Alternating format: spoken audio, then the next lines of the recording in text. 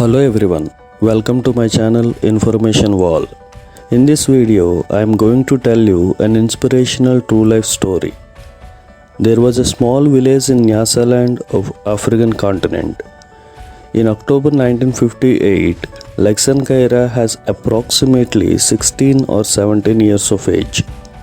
His dream was to become like his childhood heroes Abraham Lincoln and Booker T. Washington. To achieve his dream, he decided to go to America for higher studies. But Lexan doesn't know the way to go to America, and he doesn't even know the distance between his native place and America.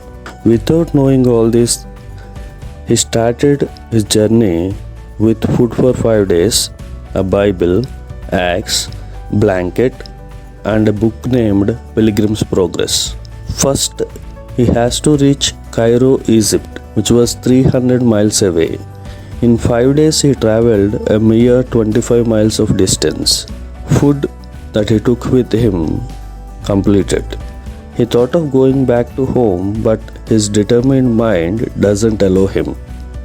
While traveling, he faced many health issues. His body became weak, but with the help of some fellow travelers, he was recovered and continued journey. On January 19, 1960, after 15 months, he reached Uganda's capital city, Kampala. There he spent 6 months. At that time, he spent most of his time in library. Winners never forget their goal. They always focus on their dream. In the same way, Lexan started searching for the details of American colleges in library. In that list, one college is Skagit Valley College. He written a letter to the dean of the college explaining his situation. After some days, he got a reply from a dean that offers a seat in the college, scholarship, and a temporary job to earn some money for living. As he doesn't know the exact date of birth, it was difficult for him to get passport. With the help of missionary schools where he studied, he got passport. But he does not have money to get visa. Victory is always possible for the person who refuses to give up.